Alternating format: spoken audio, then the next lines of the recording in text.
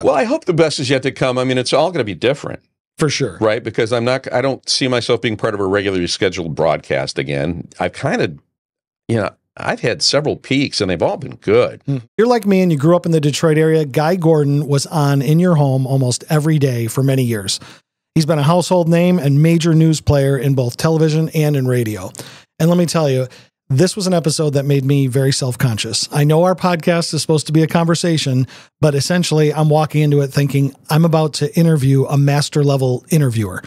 In fact, he's actually interviewed me a few times when he was on the air. Good news is the conversation was great. It turned out to be a lot of fun to reverse these roles.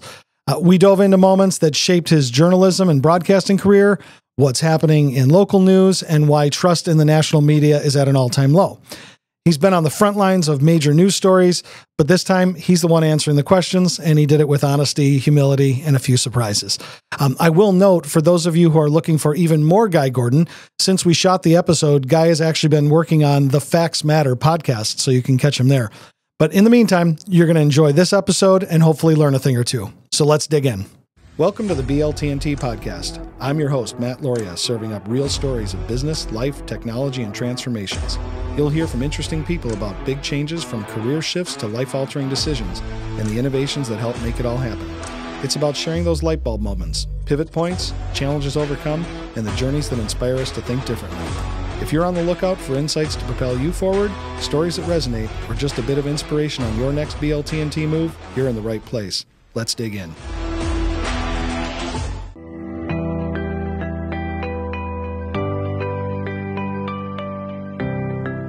Welcome to this episode of the BLTnT Podcast. I'm your host, Matt Loria, and I'm sitting here with my buddy and media personality, Guy Gordon. You're interviewing an interviewer now. So I got to tell you, this is the most self-conscious episode I will be doing. I can guarantee that for the year. Let me tell you, when I've done that, it's been one of the most nerve-wracking. But I'm also not used to being a guest. Yeah, good. Right. Okay, so there's mutual anxiety here. Okay, good. Yeah, this is like every word I say, I'm thinking, what would he say? What should I be saying? So, well, thanks, and thanks for not judging me too harshly when we're doing this. We can always edit it. I'm an avid listener and fan. So let's start there. And by the way, can I just say, as a TV guy or a recovering TV guy, you got a great studio here. Ah, thanks. You folks should know that he's done it up right here. The lighting's good. You got simple but really nice setups. And thank you. I owe that all to Jackie. And Jack. You got Jackie too, and which honorable mention to Matt Opificius, who put together the actual tech side of it. But Jackie runs all this stuff, knows everything. I don't know how to turn one thing on in this room. Yeah, well, this is one thing that AI can't fix, right? They'll never replace the Jackies. That's right. Jackie's good. Jackie's very solid. Plus, we know that as we were talking the other day, we're going to pick on Jackie a little bit while we're here today. We're going to have some fun at Jackie in a loving, kind, nurturing, learning, teaching, mentoring, sort of. And it's kind of an exploration of the generation gap too, which is always fun. Well, she's teaching me something every day. So today I'm going to hopefully give some back to her. Yeah, as two guys that don't have TikTok accounts, you'll understand what we're talking about here in a minute. So it's kind of interesting. We were talking just a couple minutes ago, and we decided we better turn these cameras on. Is that Guy and I were having a conversation just the other day, and I had my AI note taker on. And first of all, I didn't even know that there was such a thing. Yep. We have one called Fireflies, and that sits in on the Teams meeting as an extra person, essentially listening and taking notes, so that I don't have to be writing. Now I still have to learn shorthand. I still have my sticky notes where I get about 6,000 sticky notes, and then Jackie comes to my office and goes, "Oh, this place needs to be cleaned." I wonder when that will replace a court reporter. Yeah, my sticky notes. Well, no, the note taker. Oh, I think it's got to be it's got to be close already. But at the beginning of our conversation, we're sitting there talking about boats. And so when I got the notes for your thing, it says from his early beginnings as a marine surveyor, which that didn't really happen. So I don't even know what that is. That is fake news right there. We cannot fully rely on AI just yet. So I think we certainly learned that. Well, it's about input, right? Yeah. It's still about the input. And the input was misleading. So So let's talk about your early beginnings. Back when you were a boy, where'd you grow up? Walk us up to where we are today in terms of the Guy Gordon progression. Well, first of all, I'm an only child, which will explain a lot. Okay. Instantly. Get my doctor notes. But grew up in Grand Rapids. We talk a lot about privilege now. And the best privilege that anybody can have is two great parents. Yeah, you bet. And sometimes I think we get punished for that, but sure. Two wonderful parents, conservative Republican home in Grand Rapids, which made us, the anomaly in the neighborhood. No, I mean, you never saw a Democrat yard sign in my neighborhood. It was crazy. They don't allow us from the east side of the state. They don't allow us over there, so I didn't even know how they thought. Oh well, no. We used to have a kind of a mindset that if we dropped a quarter on the ground, it would roll all the way to Coleman Young's pocket. I mean, because all the revenue sharing flowed to Detroit. None of our culture institutions got anything. But no, so it was great upbringing in Grand Rapids. Went to Central Michigan University. With the intent of being an oil and gas guy. My dad was in the oil and gas business. And I thought, we loved working together. I worked for him in the summers as an oil and gas landman. And if you've watched the Billy Bob Thornton thing, after you. We did not do any deals with narco leaders. Okay. Yeah. So when they landed the plane in your field, you didn't have to bring them a bag of cash? Yeah. Our biggest problem was if, some guy had an oil spill on the well site, and then we get cited with the DNR for having some hazmat problem. Where were your properties where were your wells? Dad focused a lot in Newaygo County, but he also had interests up in Otsego County, which would be the Gaylord area. But let me show you. So all through here, just think of a crescent moon. Okay. That was where the coral reefs were 150 million years ago, which led to the oil and gas that we had in Michigan. In the late 70s, things were going pretty good. And same thing in the early 80s. So I thought I'd go into business with Dad. I was a geology major up at CMU. Mount Pleasant is the oil capital of Michigan, so it seemed like a good place to network too. And then I happened to have a guy living next door to me, and I'd always kind of harbored this interest in broadcasting maybe. And he said, we got a little 10-watt station down in the basement, and it's a great way to meet girls. And so I thought, well, I'll try that. And I happen to know the gal that worked in what they call traffic, so she kind of ran the ads and things like that. She said, I'll make sure you kind of get bumped up the list. And that's how it all started. And I never took a journalism class. I was an econ major, business degree, ditched the geology major when I realized that I was going to have to take more chemistry, and it hated me. Mm-hmm. And I hated it back. So I can talk a lot about rocks with my grandkids, but the geology thing just, Never computed. I do have a story we're in the same line in chemistry. I actually had to make a deal with Brother Xavier at De La Salle High School in Warren. I went to him. I said, "Brother, I'm gonna fail. Sophomore or junior year? I can't remember what it was." And he says, "Well, let's talk about that." And I said, well, "What's there to talk about? Like, what can I do? I got to get my grade up. I'm in like a D- or something like that." And he says, "Well, you're not going to fail." And I said, "Well, thanks for the confidence, but I don't have it." He says, "No, you're not going to fail." I said, "Why not?" He says, "Because we're going to make an agreement right here." I said, "What's the agreement?" He says, "You're going to agree that you're going to never take on a profession that requires chemistry as part of the profession, and I'm going to agree to pass you through."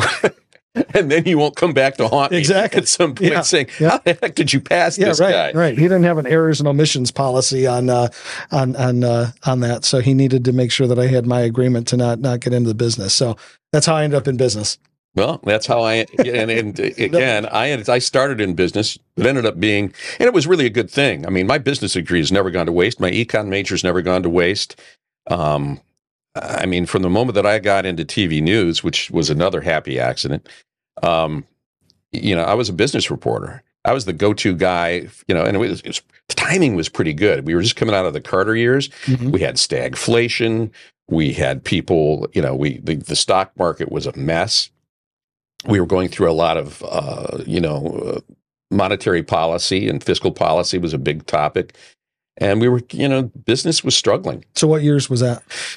I came into the business in 1980. Okay. I served as a summer intern.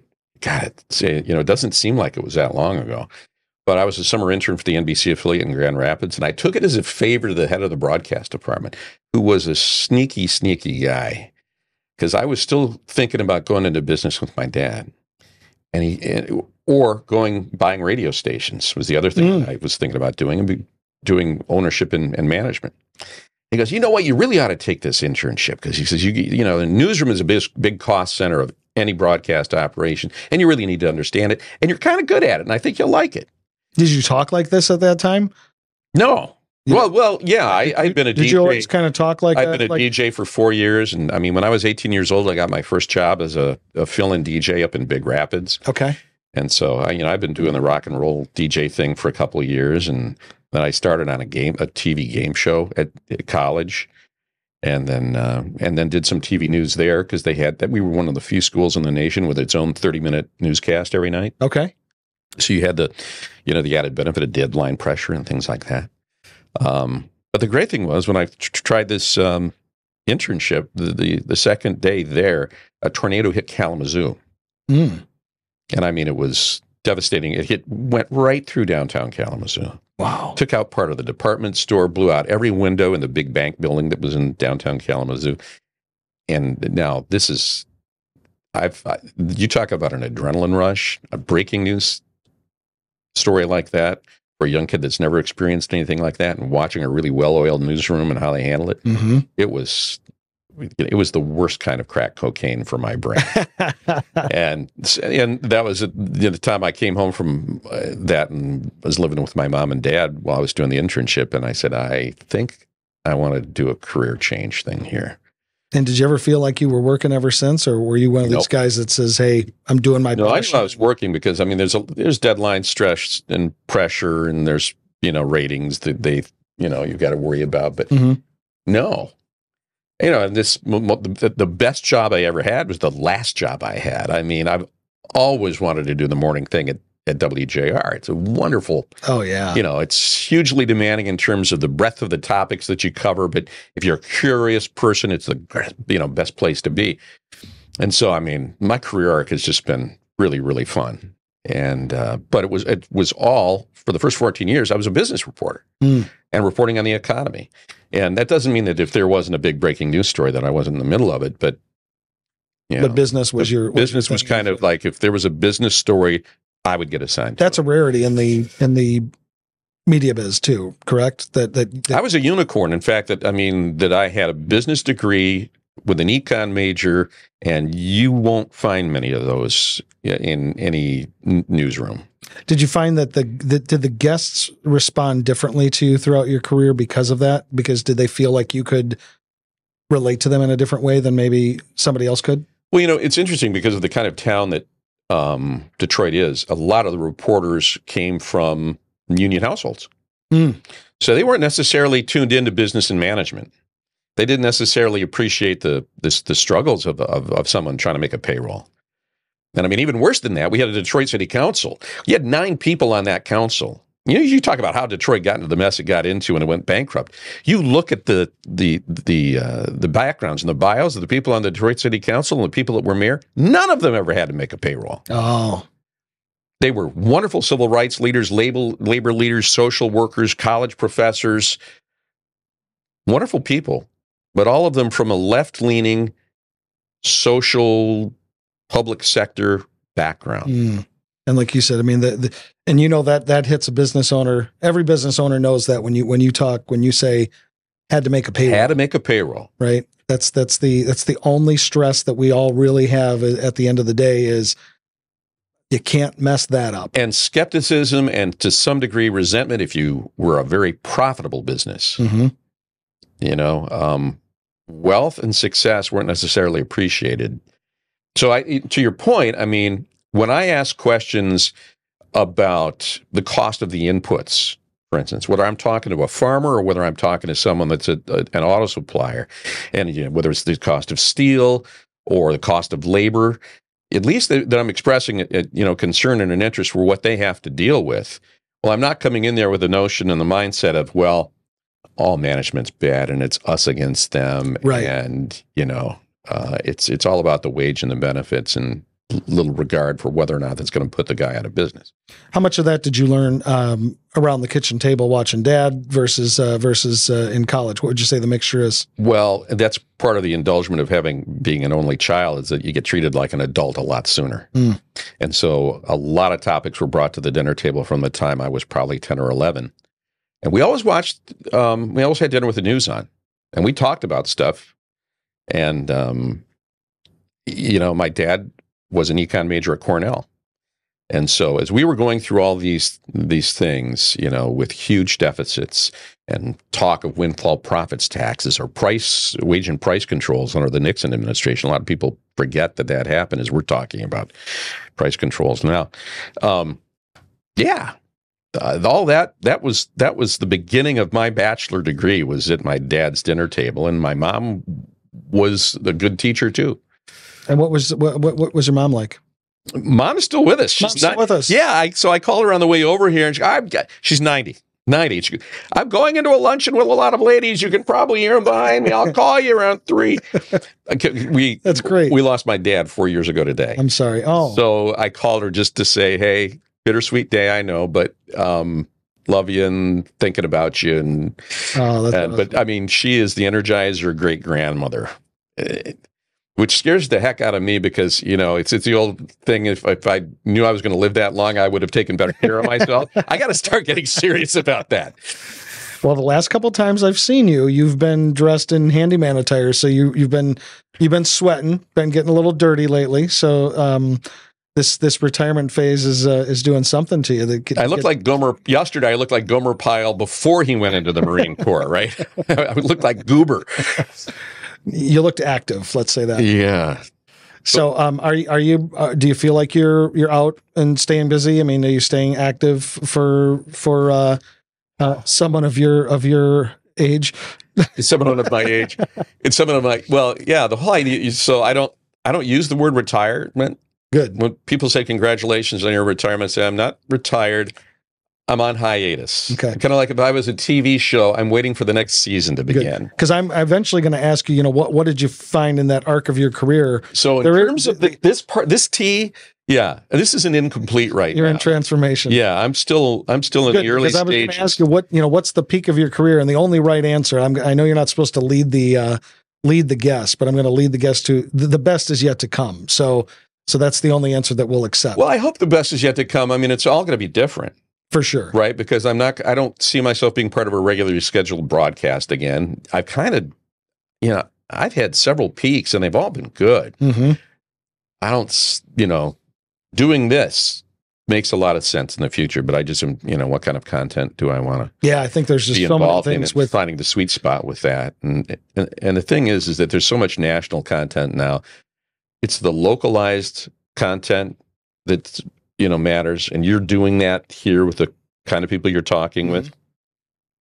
And that's kind of what I have to figure out. I love the more localized piece because, when I'm commiserating with somebody or when I see someone commiserating, it's that adage of, like in the process of a sale. Okay. In sales training, they'll tell you, don't spend too much time with somebody that can only tell you no. Right. You're going to be talking to the person who can say yes or no. But not just the gatekeeper. But you can also learn a lot from those people too. Oh, most certainly, about their needs and. You bet. I mean, there's an old book called the New Strategic Selling, which definitely teaches you that there's a lot of different stakeholders in every decision, and there's always a hidden decision maker. But we have the same thing in our business, which was get the sound bite and leave. Well, but you maybe not. The next story you do could be coming out of that person's mouth if you just give them a little bit longer to talk or talk about let them go on a tangent. You bet. Where I'm going with that though is the well, I kind of lost my spot of where I was going. Well, I'll tell you the biggest aha moment of this whole thing that because I think I came here in the first week and sat with you in the first week to 10 days after I got the news from. Yeah, I called you. Like, what are you going to do? Yeah, and it was interesting because you said podcast, and I said, hey, come see this. Yeah, but the thing that's been amazing, I didn't realize how hard I was working, because if you love what you're doing, it doesn't seem like work. But I realized I hadn't actually sat and watched a TV show or hadn't done anything in the evening when my laptop wasn't on my lap and open to something. And thinking. And with this one part of my brain, at least, thinking about the show the next day. And I mean, if I was to tally it up, I was easily working 50 hours a week. Sure. Or more. And the other part is, which is even worse, was that when I was, in things with the family, there was still this buzzing in my head. Mm-hmm. So you just don't realize. That's been the shock to me was, okay, I don't have to do that anymore. I'm just going to leave the laptop over here. Yeah. And it's like, then if I feel it's weird. I feel like I ought to be multitasking. Right. So how do you withdraw from that? You're coming off the smack here now, so you're going to have the shakes for a little while, probably. Yeah. It's pink elephant time for me. So I remember what I was going to say about the local news. This is where I went out on my little tangent about the type of people and the commiserating. Commiserating to me is like when we're talking about things that are beyond our control, it really feels like a waste of time. Okay. But when you talk about localized things and you learn from local history and you talk about local politics, or you talk about local community engagement and things that we can do to make the world a better place, we can do it right here. And that's actually a big impact that we can make. And so I think it's really interesting, this discussion of, localized news, localized involvement, and the stories that you've been because I know in your head, one of the options that you've been talking about for yourself is really creating some interesting content around historical things that have happened here, but in more recent history, not so long ago, like stuff that you lived through and reported through as well. I mean, that's the thing about you, is that you still have a lot of runway in terms of there's stuff that you saw that you can teach me and even more importantly, teach, Jackie and her generation, of what you saw, because those lessons learned are invaluable. There's nothing new under the sun in so many different respects. This episode of the BLTnT Podcast is sponsored by Auxiom, business IT and cybersecurity designed to outsmart chaos. And powered by Juniper Networks. Automate your network with Juniper Networks and the Mist AI platform, the world's first AI-driven wired and wireless network. Yeah, and Detroit especially, because, we were the arsenal of democracy. We were still the center of business. We used to be the Paris of the Midwest, and we have 2 million people down to 600,000-ish. And so, yeah, we've seen a lot of peaks and valleys, and we have learned a lot. I just spent a great evening with Jerry Rosen, former judge, chief judge of the district court, who dropped everything in 2013, become the chief mediator for the Detroit bankruptcy. And he wrote a book he's the guy that you've heard the term grand bargain. Mm-hmm. He was the architect of the grand bargain with a lot of other people, but the germ of the idea came from Jerry Rosen. And so, I mean, you could almost do a segmented podcast and break his book down into some of these chapters. Yeah. Well, we've talked about Kevin Dietz and what Kevin Dietz did with the White Boy Rick story. Right. That I thought was so cool. To have a local media person who was there for the story, right? And his predecessor was too, to pull it together. Yeah, Chris Hansen was so Chris and I started on the same day at Channel 7. Okay. And we were the same age, and then we were running buddies when we got off work too. And still a good friend. And but yeah, there are stories like that to tell, and it's finding the right one that isn't too weedy or nerdy. Mm-hmm. It's finding one that has some popular appeal. And White Boy Rick was, people are heavily into true crime right now. Sure. There's this wonderful story about a guy named Kensu, who is serving a life sentence for murder in the state. And maybe it's already been done, but I got to go back and look at it. I was talking to Bill Proctor, who used to be a reporter at Channel 7. Mm-hmm. He's now got a private investigation firm. And he is a big part of the Innocence Project and is kind of running his own exoneration and conviction integrity type operation. And Bill's in his 70s now, and he's more active than he's ever been, and he's just a really interesting guy.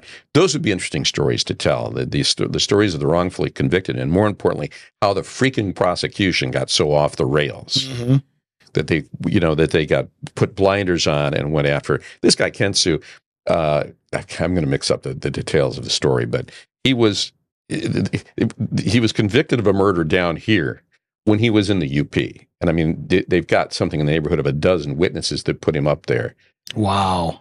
But they ignored all of that evidence, and they keep refusing to reopen this case. And Dana Nessel just did it again, and it's a travesty. And I mean, Nolan Finley, who's the editorial page editor of the Detroit News, most conservative guys I know, is on this bandwagon. I mean, he's a tough law and order guy, but he's saying this is one of the greatest miscarriages of justice he's ever seen. Those would be kind of interesting stories to tell. Yeah, that would be great.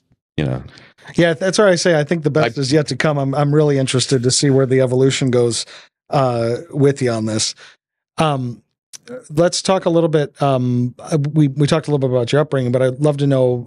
I'd love people to know a little about the family. You know, what does Guy look like at home? I mean, besides in his handyman outfit. And you don't have an OnlyFans page with you in that handyman outfit, do you? No, no. Okay, good. I only recently discovered what the heck that is. I mean, you can probably make some good coin. I doubt it. Yeah, something in shirtless and overalls. Yes, good luck. Yeah. I've have a wife of 40 years. Her dad is an auto dealer. Her brothers are both auto dealers. We lost her dad in 21. But, you know, as an only child, I walked into a situation where I had a wife and 3 siblings, and that's really been fun. That's great. And a lot of nieces and nephews. And so my family, you know, went from a unit of 3 to, 20 plus pretty quickly. That's great. And that's really been a joy. I got 3 kids.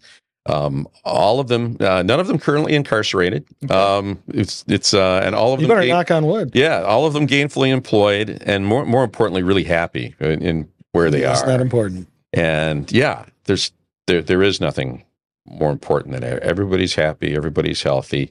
Dad's little speed bumps, It was interesting when the news from JR came down, and I explained to the kids that I was coming off the air. Both my boys said, "We have been secretly hoping this would happen." Really? Why would you root against me? He goes, it wasn't about that. It was about, we saw how hard you were working at your age. And even though we know you're in great shape, we just didn't think it was healthy. Plus, the level of frustration you had with the politics and just the performative politics on both sides, and how outrageous some of this behavior has become. And just finding old-fashioned, honest brokers is hard to find now. You bet. Because everybody is working an agenda, and they have to for survival. Yeah, working in cliques. Yeah. And there's very little of working across the aisle. It's the late Paul Mitchell, who's a congressman from just north and east of here, passed away a couple of years ago, but great guy. And he was so frustrated that he goes, I work in teams. I work, and yet I can't do that. It's frowned upon to look, work across the aisle in a lot of cases. And he goes, that's not what I came here to do. I came here to serve my district. Yeah. So they saw me getting frustrated about things like that. And I think they were also hearing from their mother too. But so they said, yeah, it's time for a new thing. Good. And that was probably good for me to hear too. Good. Well, they're still my biggest fans. And, there's few things that you want to do, but the big one is you want your kids and your spouse, and if you still have a mom and dad, to be proud of you. You bet. And, and coming out, I know that they were very happy with my career and the job that I did, and that means a lot. That's awesome. That's awesome. Well, I mean, you're still a celebrity around here, because you walked in and the whisper starts going around from everybody that was over 40. God, Guy Gordon's in there. We were in Costco yesterday, and buying tea. We've got this. Is it really him? Is that what they're saying? Well, we were buying from this. We got this guy. This guy's probably in his mid-30s. And when we got done, I said, "Hey, thanks for your time," and shook his hand. He goes, "You've got a really, really great voice." And he goes, he says, were you in that business? And I said, well, yeah, for about 40 years. And I remind him, and he was one of these guys that watched me over his cornflakes when he got ready for school in the morning, when I was anchoring the morning news with Rhonda, and which was 20 years ago. Yeah. And so I said, yeah, that's why it kind of rings a bell, but it also means I still have to behave in public. You probably should, yeah. There's a downside to that. I can't misbehave. No swear words on your T-shirts, okay? No, that was never my never my thing anywhere. But being loud with my opinions is, after a couple of snorts is, is still a very distinct possibility. I remember when I was younger, our little family rumbling about you was we always, as you know, as everybody who I know knows, that I ski at Nubs Knob a lot, and you used to ski there a bit. Still do. And yeah, I remember. Well, okay, but back in the day, we used to do the NASTAR races, and I remember your name was ahead of mine one day when I was signing in. For the little ski race, I had registered. Yeah, but probably in the rankings afterwards, I was well below you. I was never really that fast, but yeah, I was like, Mom, Dad, like Guy Gordon's here. Like, we were all excited that you were there. So you rank high in our. I'm up there now with my grandkids, and that is absolutely the best. That's so cool. This is the big question with retirement. Once you've got all the time in the world to play all the golf, tennis, and skiing that you want. Are you going to end up in a hospital, or are you going to be healthy enough that you are actually going to enjoy it? Can you sustain that level of activity? And so far, so good. Good deal. And what do you like to do with the grandkids? Are you still out on the boat with them? What are you doing with them? I love to make up games and things, and so like we play this kooky game called Go Away and Don't Come Back, and they just giggle like silly people. Where I got them on the swing, I said, okay, I'm going to swing you that way, but I don't want you to swing back. Okay. And it's the good. They never win, do they? No, and they never. But I get very agitated. Oh, you don't understand the rules, and and it's so those are the kinds of goofy things that we do. But lots of bike riding, and it's just pops. You want to play a game. That's great. And so I got 7 of them. I was just going to ask how many. So 7. And one of them has a birthday today. Happy birthday, Charlotte. She's 6. All right. She's my oldest granddaughter. And but she's out in San Diego with her brother. Okay. And with my oldest boy. And then we see them a lot up north at our hangout up at, in the Northern Michigan, little Traverse Bay area. Yeah. Great.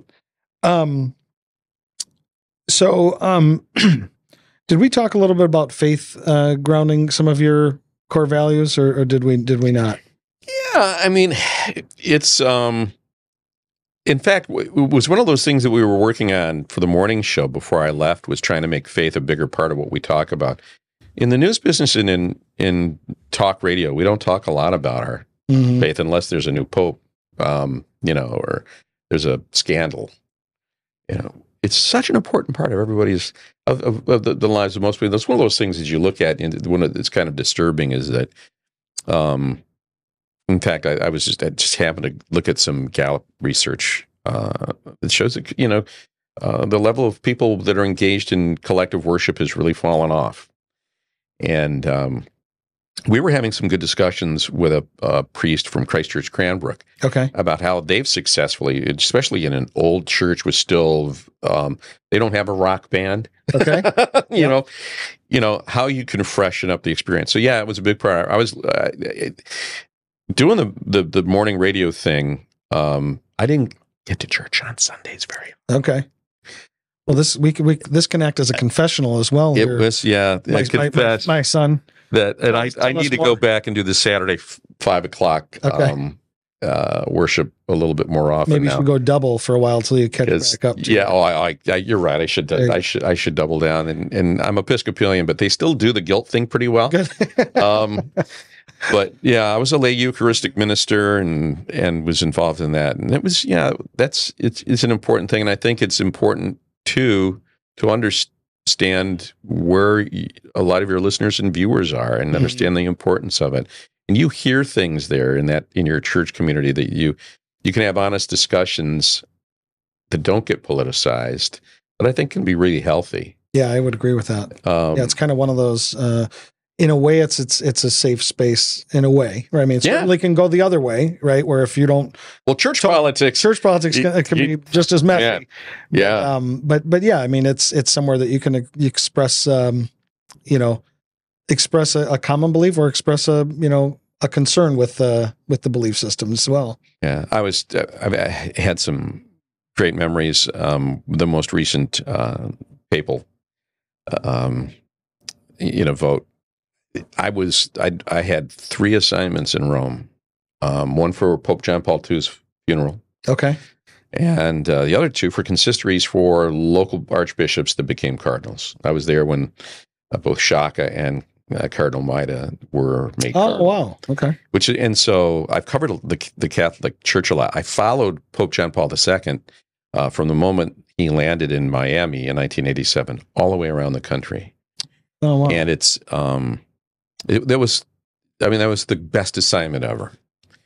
Because you concluded, you would talk about the various things within the church and some of the politics of the church, some of the challenges of the church, but you were also delivering a pretty hopeful message to a TV news audience. But every night we ended up with these big masses. And you saw people coming in, and I mean, it was a sea of humanity, and it was 1987, and the economy had just gotten back on its feet pretty much. Mm-hmm. Reagan was still in office. Optimism was still pretty high, but you still had a lot of people with a lot of, you could see the weight of the world when they were coming in. And the transformation that took place in that hour and a half with this divine man, he wasn't infallible, but he was divine in many ways, in a broad sense. And to watch them come out with just refreshed and rejuvenated and hope. And the hopeful message, especially delivered the way that this Pope delivered. One of the funnier moments of my career was they put all the media with one of the last masses before we came to Detroit, and I was already trying to keep up with this man who was younger than me now. But he had been shot once, but he would get up at 6 a.m. and start his events, and then would go to bed at 10. Or you would get on the papal press plane and you would fly out for your next assignment with him. He buried the press corps. We were all... He could outwork anyone. Oh, he was amazing. And he did have this inner energy that I would say was divine. Yeah. But one of the great masses was at Dodger Stadium. And I'm in the press booth, which is where they put the press people, and I'm standing there with Vin Scully. Now, Vin is about this big, okay, but raised in the Catholic Church, in his heart, died in the wool Irish Catholic kid, right? And the Pope is set up in center field, and I so badly wanted to tap Mr. Scully on the shoulder and say, "Could you please just kind of give like a big introduction, now in center field, the heir to Peter, the father of let's hear it now for, great catch from the Holy Father, and now playing center." Did he indulge you with that? No, I didn't ask him. But to hear his voice, but to also watch this guy in tears at the end. Yeah.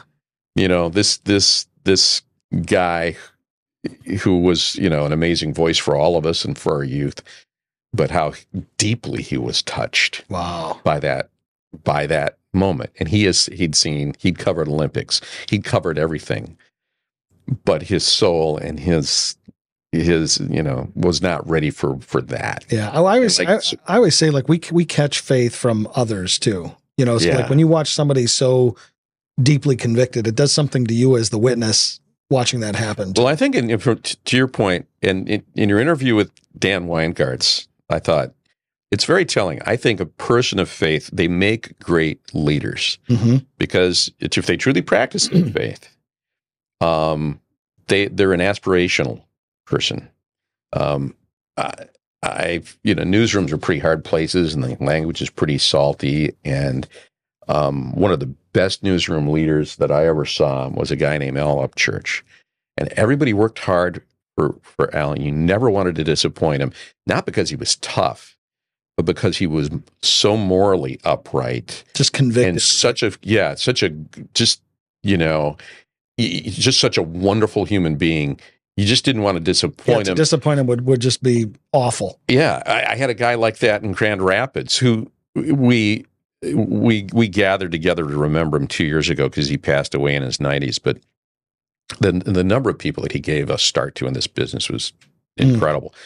You never wanted to disappoint Jack because it was like disappointing your dad. Yeah. And so the idea of being a person of faith and sharing that with others, I think also elevates you as a leader. It gives you high ground from a moral standpoint. And the old line about if the fish starts stinking from the head, that moral high ground, that honesty, you want that to trickle down.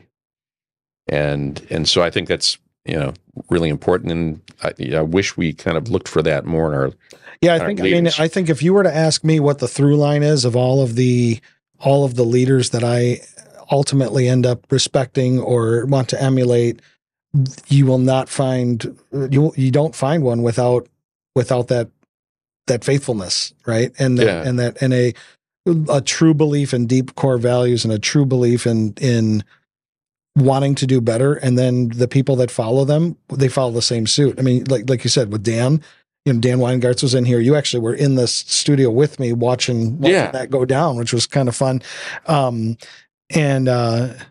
Dan, it's like, who would want to disappoint that guy? I mean, I don't want to, we just talked yesterday and he's invited me to be part of a golf outing with him in a separate foursome, thank goodness, because he's a really good golfer. But yeah, I mean, I never want to disappoint that guy. Yeah, and I think that is because he holds himself to a standard, and and to a higher standard and a higher power, and I mean, I typically can't find somebody that I look up to that doesn't have that element to them, right? I'm not saying it's impossible, but it just seems to be the through line. Yeah, and I think but I do think moral leadership. You get a moral workforce, and sure, that was one of the great lessons of my father-in-law. Is he said, if I was to, not pay for a part that I wanted to go in my car at my own dealership, that sends a pretty tough message. Yeah, if I'm cruising in at 11 a.m., now I'm the boss, I can do that, but that doesn't mean that I should. And so he was always an 8:30 guy. He got there before his sales team did. Yeah. He wanted them to see him in his office working. And those are those are good leadership principles. On the other side of it is my dad was self-employed. He came home at 4 every day to play catch with me. That's great. And that's another kind of leadership. You bet, right? Where because you're building he was building a father while he was nurturing a child. Yeah. Oh, that's great. That's like people have probably heard me say this before too. It's like the good, clean living is kind of never the wrong way. And I mean, when you think about think about what your dad or what your wife's father, could have been and could have acted like, right? Have a bit of privilege, right? Have that ownership, what they could be doing. Right. There could be a lot of never take petty cash out of the till. Yep. Could be a lot of things that they're doing that, right. And even far worse than that. I'm talking like when you think back to like the days of, you hear people talk about Kmart Corporation and, how all the purchasing agents, had, Rolexes and spent a lot of time at strip bars. Right. It's like, well, guess what's not around anymore. Right. It's like that stuff just does not breed the legacy organizations, right? It doesn't breed the long-term, commitment, and the fish is rotten from the head down. Yeah. No, and thank God that it is interesting. Not only did the 3 martini lunch go away, but my son was talking about that the other day, that he was talking to guys who said, oh yeah, you would take a prospective client out and, if they happen to show an interest in a set of new irons, you bought those irons on the site. It's like, now there's rules about that. It's a little bit better playing field, but then there's other areas, right? Like, I mean, the media playing field has changed pretty dramatically, in a different direction, right? To where there's so much media out there. There's so much content, that you can't sift through it. So while some things seem to have gone, there is, but there isn't. I mean, community newspapers are all gone. You can't make any money on them. Birmingham, thank goodness, Dave Dudendorf has, what they call Downtown Magazine, which, they're still covering the city commission there and the mayor's office, which is great. That's not happening. There are news deserts at the local level. Right. To where you're only finding it if you go to a city council meeting. Yeah. Or if somebody happens to go to goes on Facebook because they went to the, and then makes it rant, it's kind of a citizen journalism where they went back and they said, well, they're spending this money and I don't understand, what the justification is. And we need to look deeper into this.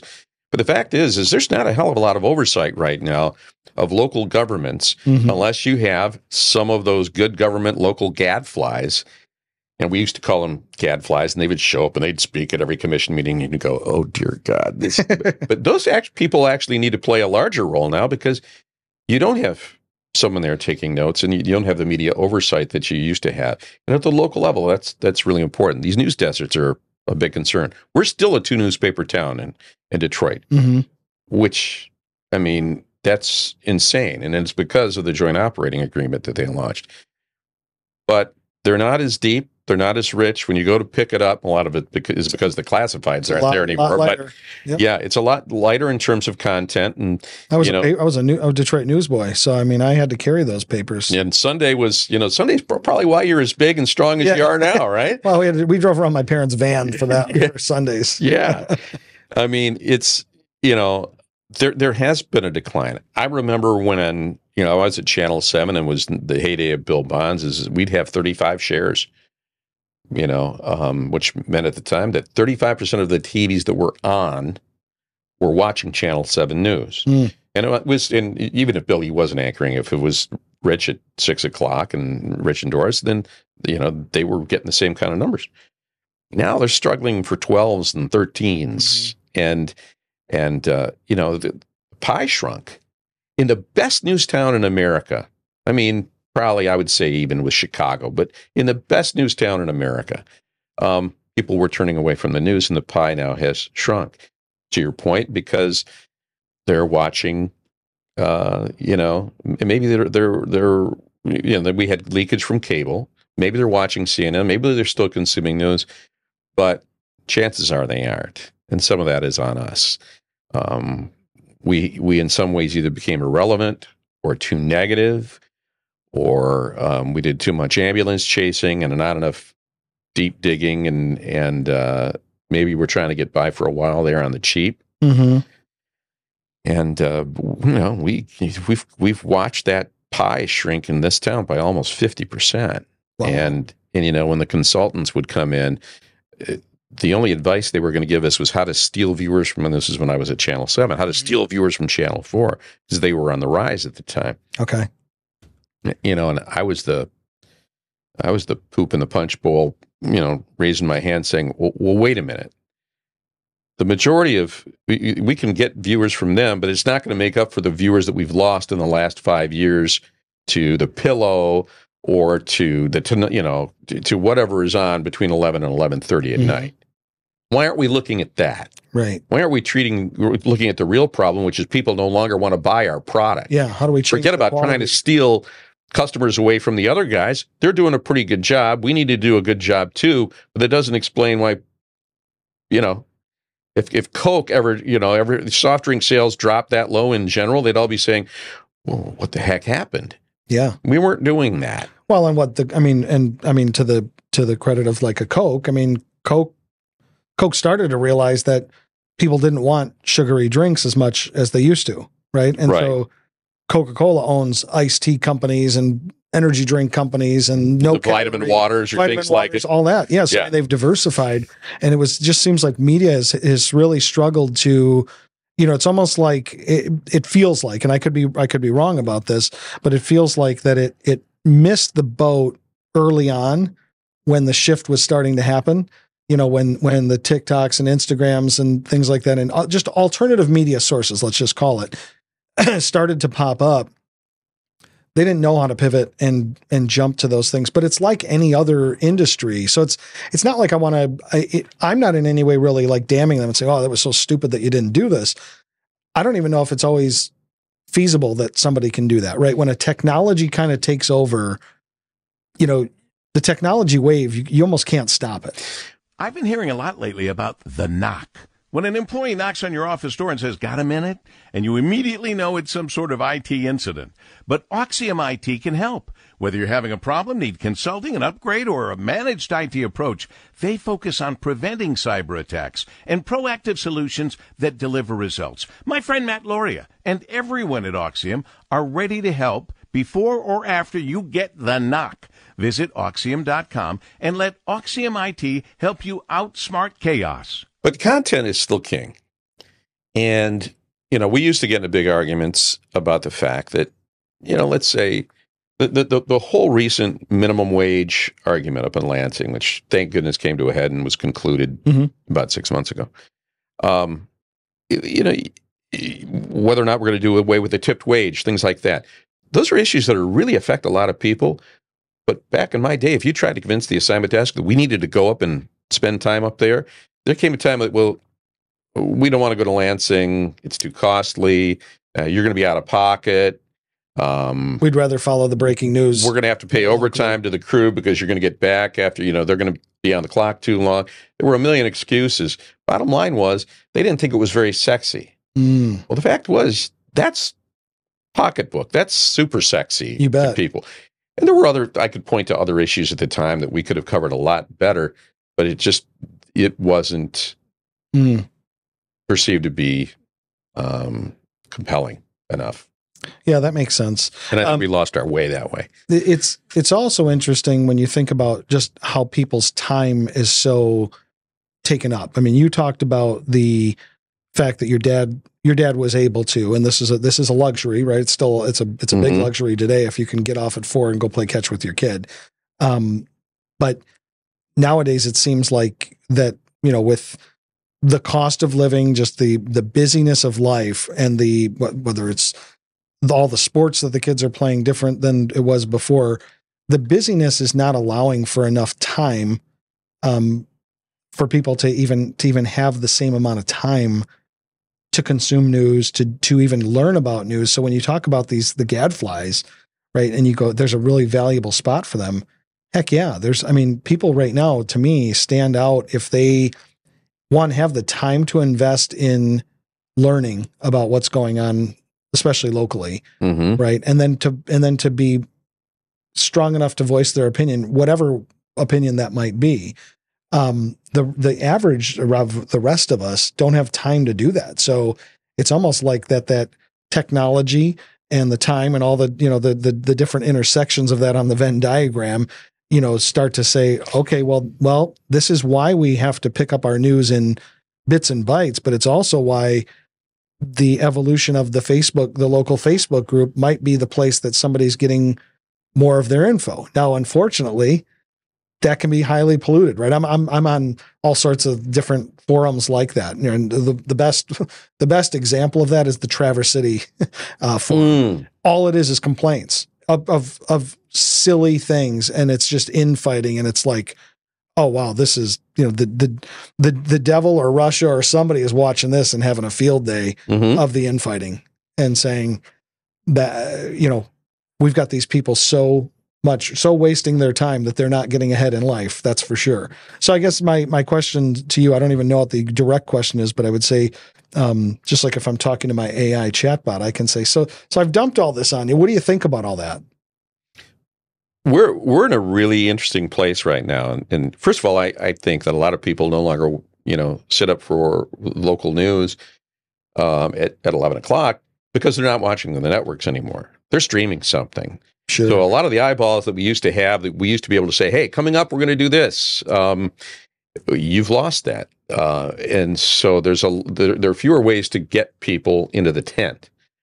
Some of it is once they got into the tent, we disappointed them through bias, through bad choices about content that maybe we weren't as intuitive about what they needed as we should have been. I think Channel 4 has done a really good job of centering themselves. Oh, I would agree. And I have to confess, I don't watch Channel 7 as much as I should, probably, because I should sample around. But to his credit, Roop Raj has kind of changed the dynamic at Channel 2. They got rid of Free for All, which I think it was called it was kind of a free for all where you just have guys shouting at each other. And he's having a more meaningful conversation now for big topics, which is it flies in the face of, well, no, we want heat. We want controversy.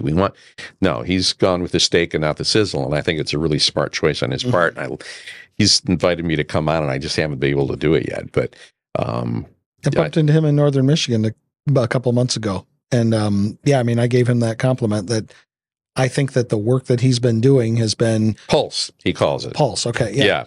Yep. It's very thoughtful, right? And I feel like he can hold a conversation across the span of whether it's some individual or a business leader or whatever. I think he's done a good job of that.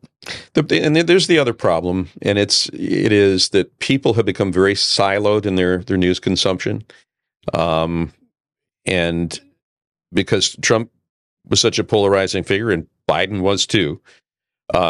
You've got people now that they're going to drift towards, if they do consume news, and a lot of them have just quit consuming, or they're getting it from on Twitter from, the Charlie Kirks or the Ben Shapiros or people like that. They go with people that are their chosen thought leaders that think like they do.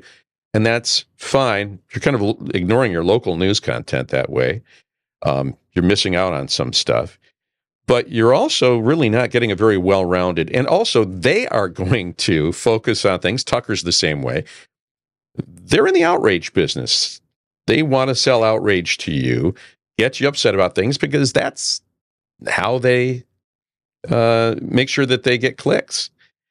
And to a certain extent, it is a little bit like drugs. You kind of have to escalate to keep things going. Now, I always thought one of Rush's geniuses was he didn't have to escalate.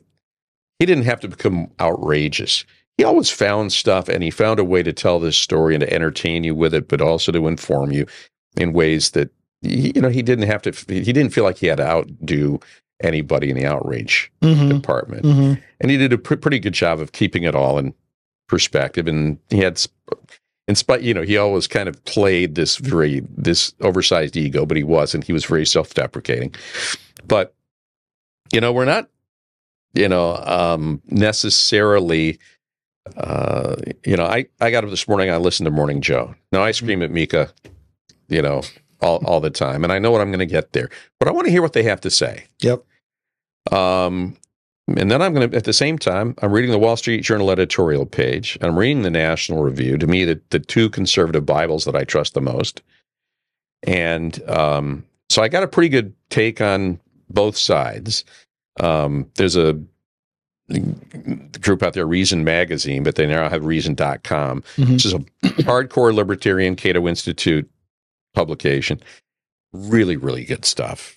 Really helps, a totally different take on things. And I think we tend to get polarized on whether it's pro-Trump, anti-Trump, and, well, you're a rhino, you're a closet lib, and I've been called all of it just for asking questions about, from a classic Republican principle stand-up, is this the right direction that Trump is going in?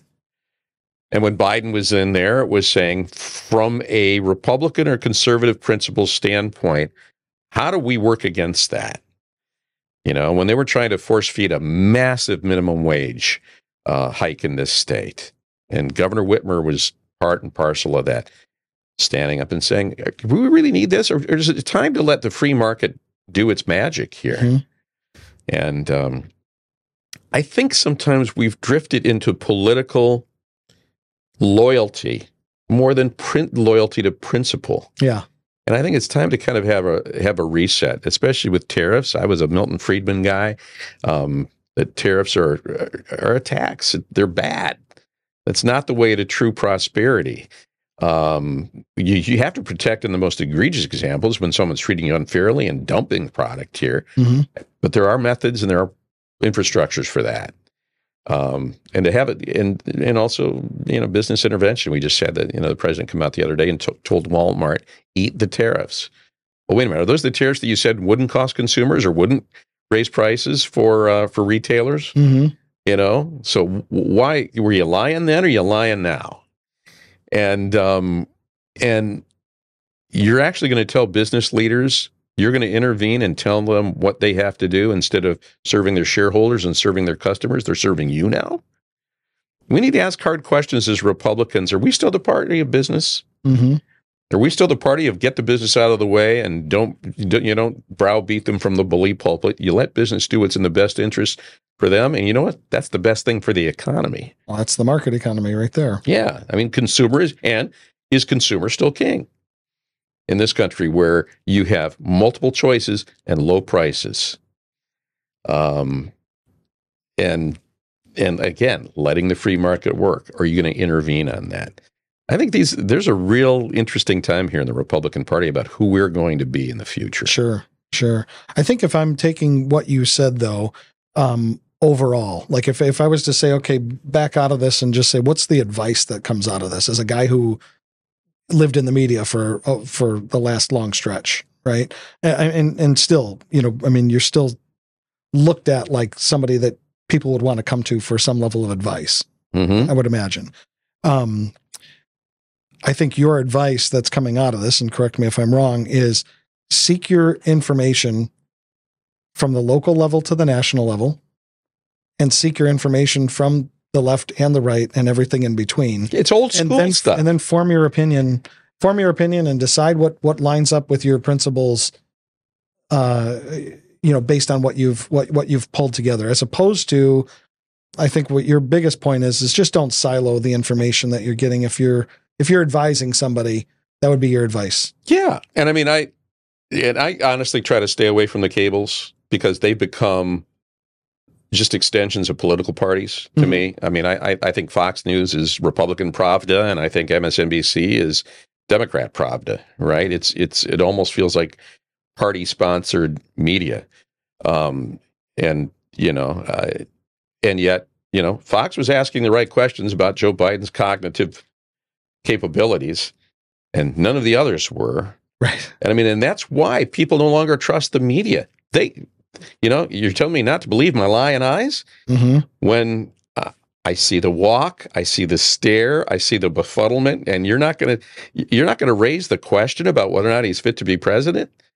Jake Tapper was on Selling His Book this morning on MSNBC, and I wanted to throw a shoe at the TV when the Wall Street Journal, which is kind of, I think, the best publication out there, asked questions about his cognitive behavior in 2023. Jake Tapper basically hiked his leg on them on his newscast. And now he's written a book looking behind the great failure of how, what the original sin was. You're the biggest, Jake, I love you, but you're the biggest hypocrite in the world. You sat there and disparaged the Journal for asking the question. Yeah. Why weren't you asking the question? Yeah. And so all I'm saying is we've come to define ourselves. Are you a Trump supporter? Are you for him or against him? Are you a Republican or a Democrat?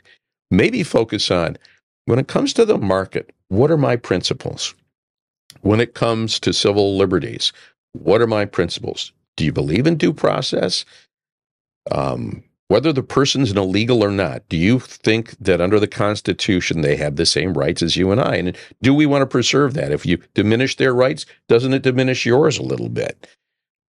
Ask questions about principles and then find the people that align yourself with your principles. And don't be afraid to say to a Trump or a Biden, you're not in alignment with my principles. I'm going to let you know about it. I'm going to let my congressman know about it.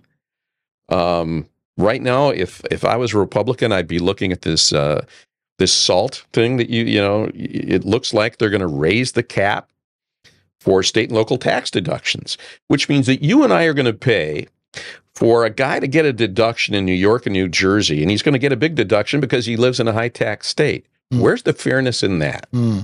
But politically, they need to keep those swing districts happy. So instead of, and one of the best things that came out of Trump's first tax bill was he capped the state and local tax deductions so that you and I weren't subsidizing the irresponsible fiscal behavior of states like New Jersey and New York. Now they're talking about raising it. For political purposes, Start asking those questions. Yeah. Is that in alignment with your principles? And it's not wrong to call the White House and say, hey, over here in Michigan, our taxes are pretty high, but they're not as high as a lot of these other states, and you just gave a big tax break to them. I mean, I'll be damned if I'm going to subsidize that. Mm-hmm. You know, and I think what's interesting is that where do you know, what you've done is you've said, hey, here's 4 different news outlets that would give you a broader view of all of that and a deeper view of and good opinion and opinion where they're not afraid to criticize. You know, the Wall Street Journal certainly was never easy on Biden. They're not easy on Trump either, but it's always based on sound economic principles. Now, you may say, if you're anti-institutionalist, they're saying, well, all of our economic principles, all those people were wrong. Look, we don't have a manufacturing sector anymore, which is not true. If you look at manufacturing per capita, we're about as high as we've ever been. We just do it with fewer people. We're pretty doggone productive. Mm-hmm. And that's another question we ask as we go through all this tariff stuff. Do we want to bring all these jobs back? And are they going to look like the jobs that we think we're getting? We're nostalgic for the old days when Dad went off to the plant. Mm-hmm. There was an automation exposition at Huntington Place. Okay. Kobo for us old folks, right? And John McElroy told me about this the other day, who is an automotive reporter and great journalist. He said they had an AI robot there, a humanoid robot, that you tell it what you want it to do. Hey, weld these 2 pieces together, and it'll do it. Mm. So imagine we're supposedly bringing back these manufacturing jobs. Well, what kind of a plant are you bringing them back to man? Right. And will it be manned at all? Yeah. Will be a dark plant with just all automated robots. If you have humanoid robots that can weld that piece, and the only input you need to give them can be verbal because they're that good, he said, this is kind of a watershed moment we're in. And so before we upend our economy in pursuit of bringing these jobs back, we first have to say, well, how did we lose them in the first place? Was it 80% through automation and productivity? Mm-hmm. Maybe 10% in trade? So are we only expecting to get 10% of those jobs back? And if we do, are we screwing phones, putting screws in iPhones? Do we really want... Is that what's doing that? Right? Yeah. Axios did a poll. They said, should we bring back these manufacturing jobs? And 85% of people said yes. And they said, do you want one? And I think it was like between 5 and 8% said yes. Mm. And if you then asked, would you want that for your child? I think it would get even lower. Yeah, I think when we're looking at platitudes and we're looking at a soundbite, right? If we're just judging by a soundbite, and I think that's the difference of, whether this is leadership or media in the age of the algorithm, right? Mm-hmm. It's serving that up in a soundbite. Do you want manufacturing jobs back here? Of course I do. Right, and then you start to dig 2 layers deeper. So my advice to people is ask the cop questions, and you don't have to be an expert in anything to use the Socratic method. You can be like a little child, right? And there's, I forget, it's Louis C.K. or one of the guys did the why, right? And the kid finally gets him to break down to questioning his existence on Earth, right? Because I don't know if any of it matters, right? I don't know if you remember that one. I'll send you the link to it, but you just have to get Socratic. I think that's the net of it is ask 3 extra questions. Don't just answer the surface question. Go a couple layers deeper. That's what the cops do. It still works today, right? Break out of your partisan self-definition. Break out of your allegiance to one particular person. Get back to principles and ask if the policy is in line with the principle. Sure. I did the same thing with kind of like my view of faith, right? As I've gone on a faith journey of I'm Catholic, but I also went and experienced other Christian churches, Christian denominations, and it kind of brought me back to that whole principled piece, right? Mm-hmm. And starting to realize also that people are people everywhere, right? And people will pervert the whole system, no matter which structure appears to be the most sound, people will mess it up, right? And I think that that's what we're dealing with in the media, and when the reward is the click, right? So I go back to like, I appreciate everything you're saying and the opinions of them, but I think that we have to realize that we're in the age of the algorithm, right? We're in the age of technology, and unless you go deeper and ask the questions, the algorithm is going to serve you up what you want to hear at the time you want to hear. They're going to help. They're going to roll out the red carpet to the silo. To the silo, yeah. Right? Or to the good or service that they want you to buy next, right? And so... But as a Marine surveyor, I can tell you that it's going to be wrong. Yeah, but that's because as a Marine surveyor, you ask the deeper questions and you say, hey, let me put a scope on that engine, right? Yeah. It sounds okay. Well, now let's zoom out a little bit and include Jackie in this, because I think there's also a conversation to be had about, while we're looking at our own personal news consumption things as older people or our business people, we also need to be mindful of considered of upper middle age. Okay. No, upper middle 40s. I'm sorry. That's what I like to be considered. Upper middle 40s. Upper middle 40s. Yeah, I saw that 20 years ago. I think I vaguely remember it. So we should make sure. Jackie, is it okay if we share what your demographic is? Young punk. No. Young bright up and comer. Young bright up and comer. Middle to upper 20s. Okay. And we were talking the other day, the three of us, and you said, Jackie, where do you get your news from? And she said TikTok and Instagram. And we paused for a second, right? We asked a couple of questions. We talked back and forth, and Jackie, you can shout so we can hear you through the microphones here if you want to be piped in.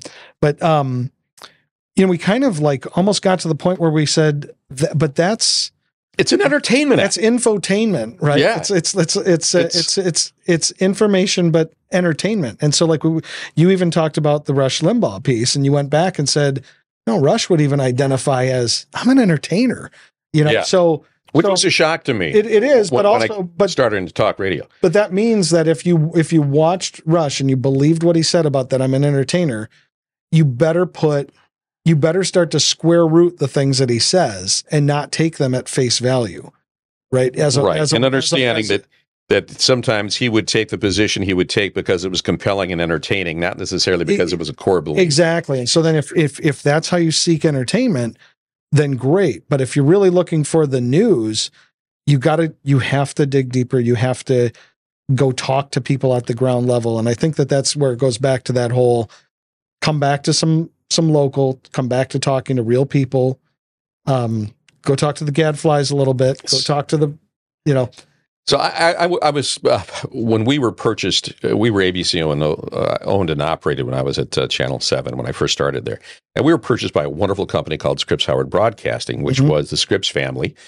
And they own the Cleveland Plain Dealer and a couple stations down in Cleveland. So I went down to Cleveland. Now, we had hardcore news people at XYZ.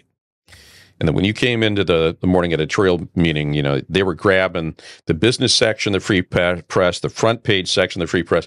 I went down to this, and we had an editorial meeting, and I just watched them. They all went for the USA Today, and they all went for the Life section. I go, what kind of news people are these? First of all, you got the Cleveland Plain Dealer sitting there. You're a local news station. Why aren't you tearing the A section apart? What did we miss? What can we work off of? It was the weirdest thing I've ever seen. Interesting. The problem with the internet is, and I believe in choice, you got all of these choices. Human beings don't naturally seek out the fruits and vegetables. You got to kind of force yourself into that. Cronkite did that for us. Peter Jennings did that for us. When you spent 30 minutes with them, they told you what they thought was the most important stories of the day that you needed to know, not necessarily what you wanted to know. Because if you really get into what you want to know, you're gonna never get out of the candy aisle, right?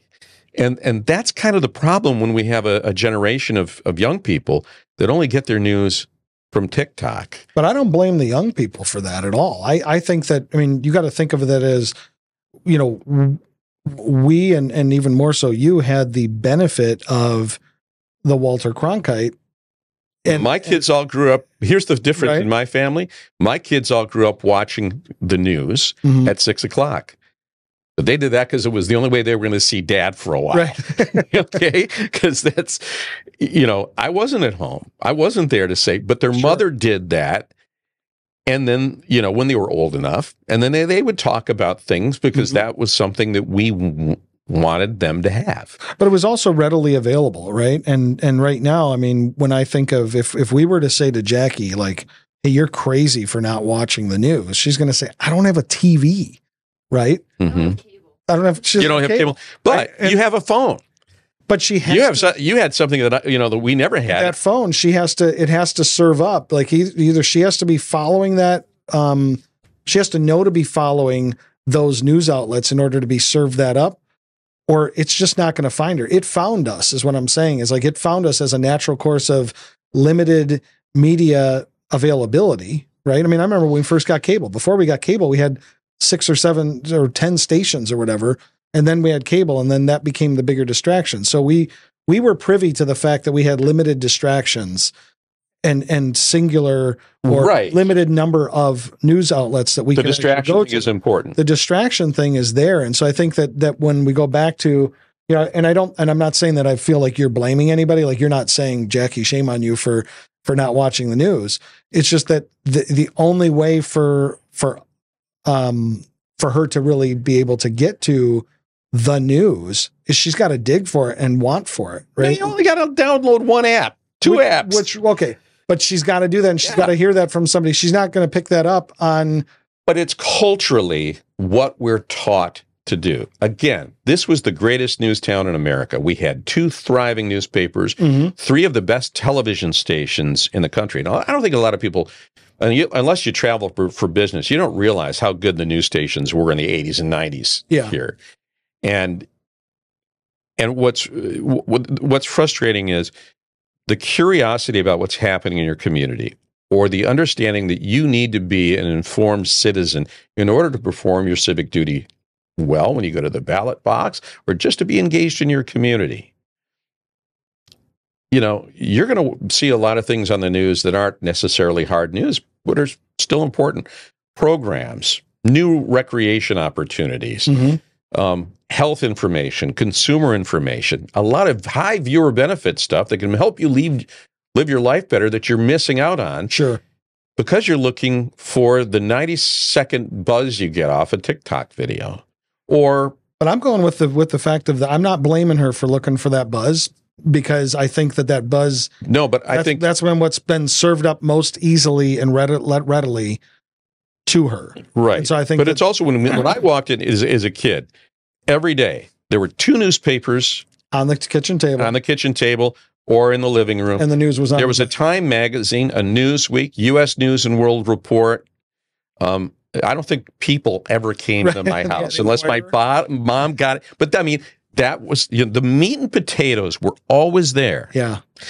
And from 6 to 7 o'clock, our TV was on because my dad wanted that diet. We've not instilled good news, nutrition in young people. We've not instilled in them the notion that this is something that you need. This is time well spent, and you may even find it interesting and learn stuff you didn't know. Yeah, and I think a lot of that's because we're distracted too. So we forget to do it. I think that in the business community, though, I mean, boy, do I feel blessed in the business community so we have Cranes, right? Cranes is a great and business and all that sell the trip at Cranes. Yeah, exactly. Yeah. But Cranes, they've got the op-ed section, they've got Forum, that serves it up. Great app that puts it right on my phone right there, so I can get my little buzz of that. But even just also being in business, as I've told you before, and other people know, I'm in other business peer groups, right? And so I'm going once a month and having a deep dive where somebody's teaching me something, and I'm speaking with my peers. I'm also going out to breakfast and lunch with business leaders all over the Detroit area and all over the Midwest that I get to spend time with and hear their thought leadership from, and they're distilling down wherever they're sensing for pulling in all of their multiple media sources and forming opinions. I get podcasts, right? So, I mean, I feel like, being in the business community, I'm really blessed that I get so much news type information that also has really relevant ground level detail to it. But you're seeking it out. Even you've got a hunger for it, and that hunger was my community, right? Was probably a learned behavior, right? I mean, or survival mechanism. Yeah. Well, no, but yeah, but that I do worry that my kids are all news junkies. Well, yeah. Well, sorry to put it's funny in your mouth. It's funny. They still get it through different things. They do look for articles on Reddit. They do look at Twitter to kind of tell them, here, this is an important story, so I'm going to click on it, and it will take them to the free press or the news. Mm-hmm. They'll get there. There are ways to curate it now, which are a lot easier, so you don't have to thumb through everything. Mm-hmm. Or the same thing. The thing is, it's so easy now to say to the free and the news, hey, give me your headlines, give me your bulletins. And then I can at least scroll through it on my phone in between my TikTok videos and say, hey, this is something, what? There's a new, Chrysler's got a new auto parts hub that they're bringing to the area.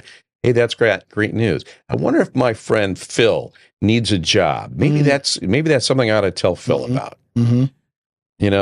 Engage. So if I'm, let's distill this down into a bite-sized chunk that people can consume. Right? Is, I think you're saying, and I want to hear your words to what I'm about to say. You called the news, right? And the news that's not just salacious celebrity gossip sort of stuff. You call that fruits and vegetables, right? You call the TikToks, the reels, the things that are more infotainment. You call those, You call those. I would also call it meat. I mean, it's the important part of the food pyramid, okay. Right? But not the part that's going to rot your teeth and your brain. Okay, so sometimes so meat has some protein and some other things that are good for you. But your point is don't spend all your time in the candy aisle. Right. And I think that's if we just for us older folks. Net. There's a certain while our younger folks are getting a buzz off TikTok, we also cop a buzz when we keep getting validation of our own bias or our own political viewpoint. That's our candy. Yep. And so no disrespect to Fox News. They do a lot of good work. If I was to tell ABC and CBS where they have screwed up, is like, you ignored the immigration issue for 20 years. Yep. And now you're, angry that Fox has somehow built a credibility with people that, well, it's because you weren't listening. Yeah.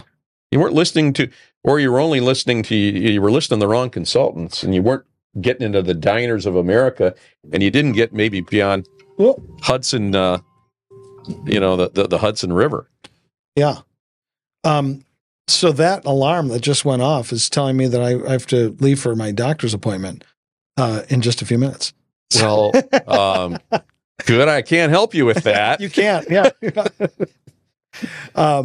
So we're going to have to wrap up, but we certainly can do another episode. But I feel like we have covered so much stuff. I mean, we got your media diet recommendations, right? Of your outlets that you believe have credibility. We've kind of chatted about what we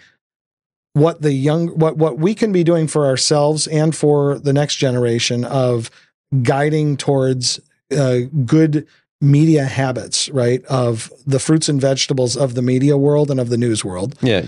Use a wide angle lens.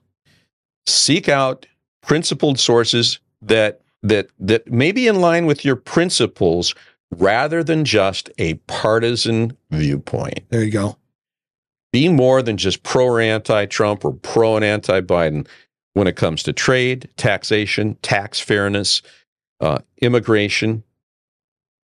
Look at all of those things, but look at it through different lenses. Well, and that's your principled thinking in a politicized reactionary world. And yeah. I think that's great advice. And also be mindful if you feel like a media outlet is just parroting back what you want to hear, because chances are then there are things that they don't want to tell you because they are worried they're going to use you as a viewer if it's inconvenient. Mm-hmm. And that can be criticism of the left or criticism of the right. Well, I mean, I think it goes back to when you think about faith, right? There's some messages at your church that you don't agree with, you don't want to hear. Yeah. Right. And so we have to, it's on us as the individual to figure out how we're going to rationalize with that. Yeah. So this has been fun, and I think we should do it again. And I'm interested to see where the peak of your career is coming from next. And well, that's, when I have something to sell, when I figure out what it all is, then we'll help. Yeah, then I'll have you on as a guest. Great. Well, thanks for being here. Thanks for your friendship, and onward and upward. Appreciate it, and thanks very much for giving me all the behind the scenes stuff here on the podcast. No problem. Thanks for not going, oh, you're not supposed to do that when you're in talking to somebody you're not supposed. So you've been a good non-judgmental guest and mentor here on this. It's easy to do because you're doing it all right. Good. All right. Thanks, man.